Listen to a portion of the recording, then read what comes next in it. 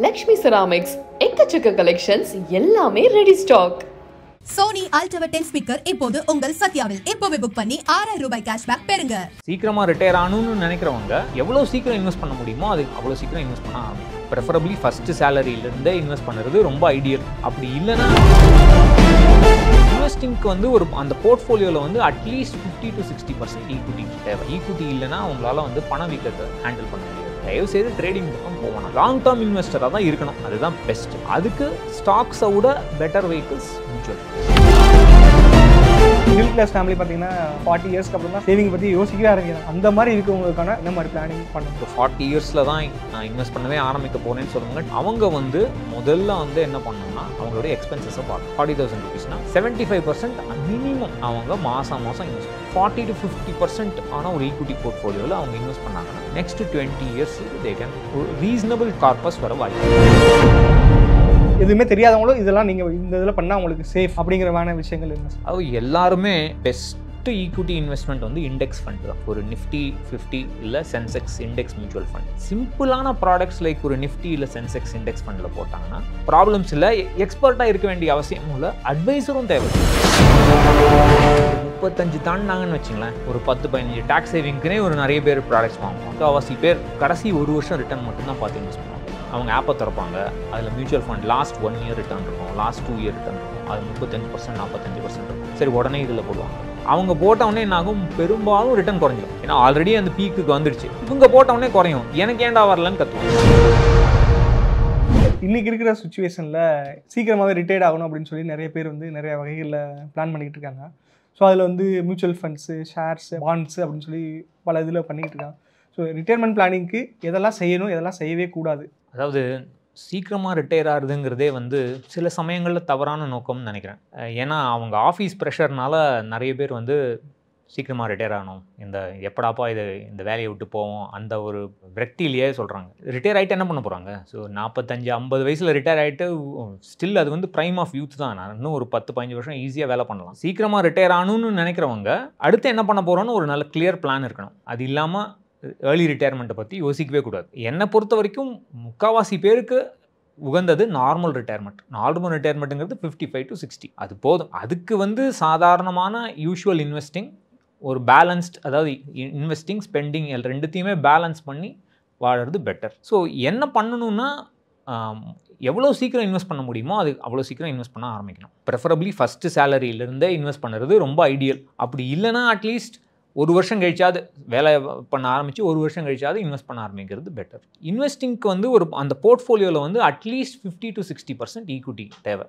ஏன்னா ஈக்விட்டி இல்லைன்னா அவங்களால வந்து பணவீக்கத்தை ஹேண்டில் பண்ண முடியாது. பணவீக்கத்தோட தாக்கம் இருந்துகிட்டே இருக்கும், நம்மளோட செலவுகள் ஜாஸ்தியாகிட்டே இருக்கும், நம்மக்கிட்ட இருக்கிற பைசாவோட மதிப்பும் குறைஞ்சிட்டே வரும் பணவீக்கத்தினால. அதனால நம்மளுடைய போர்ட்ஃபோலியோட ரிட்டர்ன் வந்து பணவீக்கத்தோட ஜாஸ்தியான ரிட்டர்ன் வரணும், ஓவரால் ரிட்டர்ன் டேக்ஸு கழிஞ்சு. ஸோ அப்போ நம்மளுடைய போர்ட்ஃபோலியோவில் அட்லீஸ்ட் 50 to 70% அப்ராக்சிமேட்லி அவங்களுடைய தேவைக்கேற்ற மாதிரி ஈக்விட்டி இருக்கிறது அத்தியாவசியம். அதில் ஈக்விட்டியில் வந்து டைரக்ட் ஈக்விட்டியில் போகலாம், ஸ்டாக்ஸில் போகலாம். ஆனால் ஸ்டாக்ஸில் போனால் என்ன பண்ணுறாங்க, நிறைய பேர் ட்ரேட் பண்ண ஆரம்பிச்சிருவாங்க. லாங் டேர்ம் இன்வெஸ்டர்னு பேருக்கு தான் இருக்கும், ஆனால் அவங்க ட்ரேட் பண்ண ஆரம்பிச்சிருவாங்க. ட்ரேடிங்கில் வந்து நிறைய பேர் பணம் லூஸ் பண்ணுவாங்க. அதனால் தயவுசெய்து எதுவும் ட்ரேட் பண்ணுறது தேவையில்லை. ரிட்டையர்மெண்ட்டுக்கு தேவையில்லை, அது வேணால் இன்கம் சோர்ஸாக இருக்கலாம். பட் அதுவே வந்து நிறைய டைம்ஸ் லூஸ் ஆகும்.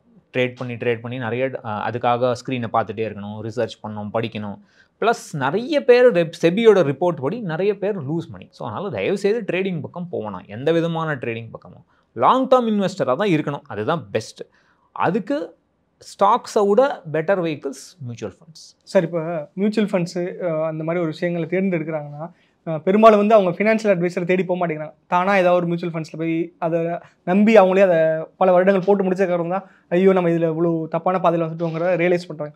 ஸோ அந்த மாதிரி எந்த ஒரு இதுவும் இல்லாமல் கரெக்டாக எதுவுமே தெரியாதவங்களும் இதெல்லாம் நீங்கள் இந்த இதில் பண்ணால் அவங்களுக்கு சேஃப் அப்படிங்கிறமான விஷயங்கள் என்ன? அது எல்லாருமே பெஸ்ட் ஈக்விட்டி இன்வெஸ்ட்மெண்ட் வந்து இண்டெக்ஸ் ஃபண்ட் தான். ஒரு நிஃப்டி 50 இல்லை சென்செக்ஸ் இண்டெக்ஸ் மியூச்சுவல் ஃபண்ட் போட்டால் நிம்மதியாக இருக்கலாம். நம்ம ஃபண்டு மற்ற ஃபண்டோட கம்மியாக ரிட்டர்ன் கொடுக்குது, இல்லை நம்ம ஃபண்டு 2 ஸ்டார் தான் இருக்குது, மற்ற ஃபண்டு 5 ஸ்டார் இருக்குது, அந்த மாதிரியான எந்த விதமான ஃபோமோன்னு சொல்கிறோம் இல்லையா, அந்த மாதிரி பிரச்சனைகளே இல்லாமல் நிம்மதியாக இன்வெஸ்ட் பண்ணலாம்.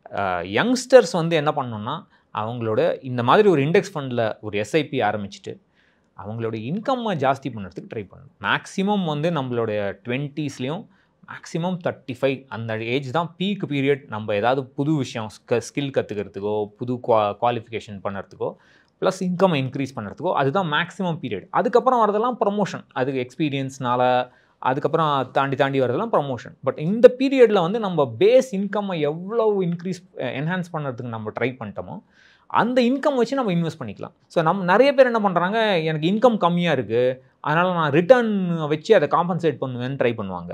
ஒன்று ட்ரேட் பண்ணுவாங்க, இல்லை ஸ்மால் கேப் ஃபண்ட்ஸில் இன்வெஸ்ட் பண்ணுவாங்க, ரிஸ்கி ப்ராடக்ட்ஸில் இன்வெஸ்ட் பண்ணுவாங்க.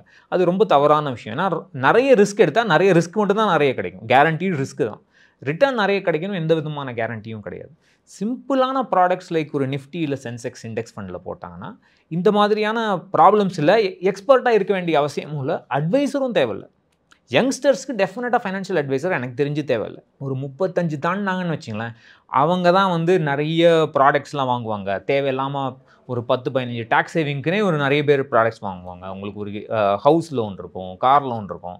அந்த மாதிரியான ஒரு போர்ட்ஃபோலியோவை நம்ம சரிப்படுத்துறதுக்கு ஒரு அட்வைசர் தேவை. பட் முதல் யங் ஏஜ்லேயே ஒழுங்காக ஆரம்பிச்சிட்டோம்னா தேவையில்லை, அட்வைசர் தேவையில்லை. அதுக்கு தான் வந்து யங்ஸ்டர்ஸ் வந்து டே ட்ரேடிங்லாம் பண்ணாமல் ஒரு சின்ன சிம்பிளான ப்ராடக்ட்ஸ் இண்டெக்ஸ் ஃபண்டில் போட்டால் அவங்க they should focus on increasing their income. அவனும் ரிட்டையர்மெண்ட் ஈஸியாக இன்வெஸ்ட் பண்ணிடலாம்.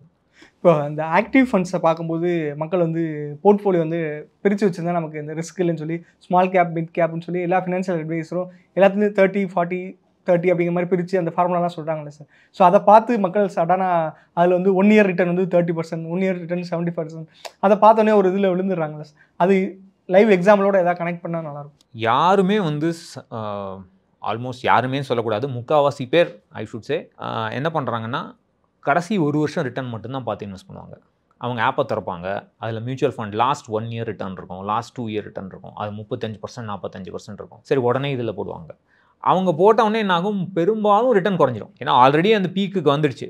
இவங்க போட்டவுடனே குறையும், எனக்கு ஏன்டா வரலன்னு கத்துவாங்க. திருப்பி வேறு இதே மாதிரி வேறு ஒரு ஃபண்டில் போடுவாங்க. இந்த மாதிரி போட்டு ரொம்ப கிளட்டடாக குப்பை மாதிரி இருக்கும் போர்ட்ஃபோலியோ, எந்த விதமான ஒரு ஃபோக்கஸும் இல்லாமல். அந்த மாதிரி இன்வெஸ்ட் பண்ணக்கூடாது.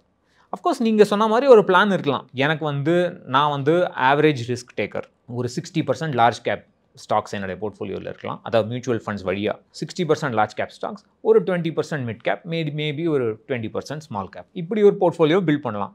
இல்லை எனக்கு 80% லார்ஜ் கேப் இருக்கலாம், மீதி மிட் கேப் 20%.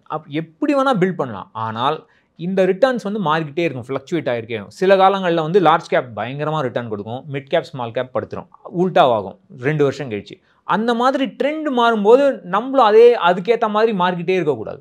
ஒரே லெவலில் ஒரே பிளானோட நம்ம ஸ்டெடியாக இன்வெஸ்ட் பண்ணோம்னா கிளட்டர் இல்லாமல் க்ளீனாக ஒரு போர்ட்ஃபோலியோ, மினிமலிஸ்டிக் போர்ட்ஃபோலியோன்னு சொல்லுவாங்க, 2-3 ஃபண்டு வச்சுட்டு மேனேஜ் பண்ணுங்க. சார் உங்களுடைய லைஃப் எக்ஸ்பீரியன்ஸில் நீங்கள் எந்த ஃபண்டில் என்ன மாதிரிலாம் ஃபாலோ பண்ணி எந்த லெவலில் ஆக்டிவ் ஃபண்டு விசஸ் இண்டெக்ஸ் ஃபண்டுங்கிறத நீங்கள் ரியல் லைஃப்பில் பண்ணி வந்திருக்கீங்க. ஸோ அந்த விஷயங்கள் அது உங்களுக்கு எவ்வளோ தூரத்துக்கு இதாக இருந்தது?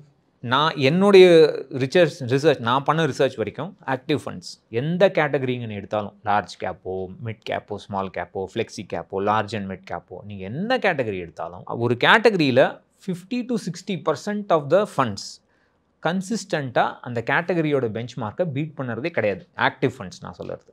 ஸோ நான் ஏன் போய் ஆக்டிவ் ஃபண்ட்ஸில் விழணும், தேவையே இல்லை. அவங்களுக்கு அவ்வளோ பைசா கொடுக்குறேன், but they are not able to beat the benchmark. அந்த அவங்க என்ன பண்ணணுமோ அதை பண்ணுறதில்ல அவங்க. ஸோ எனக்கு வந்து அந்த ஆக்டிவ் ஃபண்ட்ஸ் மேலே அட்லீஸ்ட் ரெக்கமெண்டேஷன் பண்ணுறதுக்கு எனக்கு இன்ட்ரெஸ்ட் இல்லை.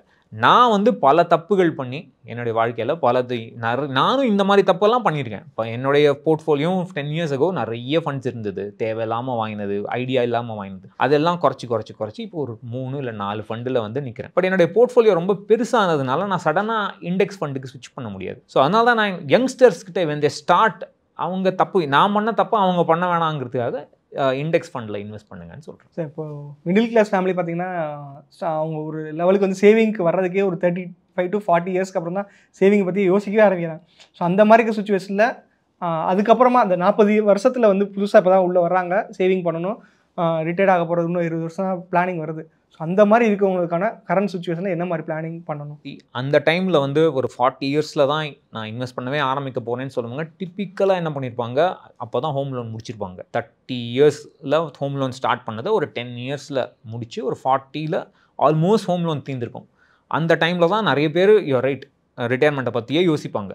அவங்க வந்து முதல்ல வந்து என்ன பண்ணணும்னா அவங்களுடைய எக்ஸ்பென்சஸை பார்க்கணும். அவங்களுடைய பேசிக் எக்ஸ்பென்சஸ் ஃபேமிலிக்கு என்ன, அந்த எக்ஸ்பென்சஸில் வந்து அவங்க குழந்தைங்களுக்கு ஸ்பெண்ட் பண்ணுற மணியை சேர்க்க வேண்டாம். ஏன்னா ரிட்டையர்மெண்ட் போது குழந்தைங்க இண்டிபெண்ட் ஆகிடுவாங்க. அவங்களுடைய அம்மா அப்பா இல்லை இன்லாஸ்க்கு செலவழிக்கிற பணத்தை சேர்க்க வேண்டாம். ஏன்னா இவங்க ரிட்டையர் ஆகும்போது அவங்க மோஸ்ட் லைக்லி இருக்க மாட்டாங்க, they'll be too old. அவங்க ஸோ அந்த பணத்தெல்லாம் சேர்க்க வேண்டாம். இஎம்ஐஸ் எதாவது கட்டுறாங்கன்னா அதையும் சேர்க்க வேண்டாம். அதெல்லாம் எடுத்துகிட்டு அவங்களுடைய எக்ஸ்பென்சஸ் எவ்வளோன்னு பார்க்கணும். இது என்னுடைய ஐம் 40 years old, என்னுடைய லைஃப் ஸ்டைல் இதுதான். இந்த லைஃப் ஸ்டைலை நான் மெயின்டைன் பண்ண முடியுமா அப்படிங்கிறது தான் மெயின் கொஸ்டின். ஸோ ரிட்டையர்மெண்ட் பிளானிங்கோட பேசிக் கொஸ்டின் என்னென்னா, இன்றைக்கி என்னுடைய லைஃப் ஸ்டைல் இது.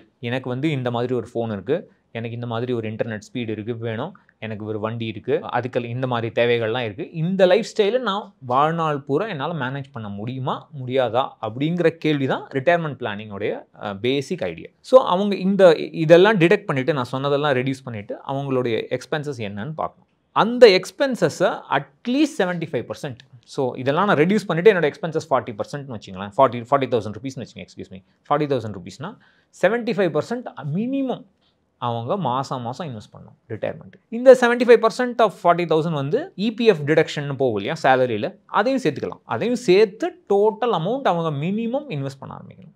இதை அவங்க ஒரு அட்லீஸ்ட் ஒரு 40 to 50%, 40 இயர்ஸ் ஆயிடுச்சுனால 40 to 50% ஆன ஒரு ஈக்விட்டி போர்ட்ஃபோலியோவில் அவங்க இன்வெஸ்ட் பண்ணாங்கன்னா நெக்ஸ்ட் 20 இயர்ஸுக்கு தே கேன் ரீசனபிள் கார்பஸ் வர வாய்ப்பு உண்டு. ஸோ அந்த மாதிரி தான் ஸ்டார்ட் பண்ணும். லக்ஷ்மி செராமிக்ஸ் எக்கச்சக்க கலெக்ஷன்ஸ், எல்லாமே ready stock. Sony ultra 10 speaker இப்போது உங்கள் சத்யாவில். இப்போவே புக் பண்ணி 6000 ரூபாய் கேஷ்பேக் பெறுங்க.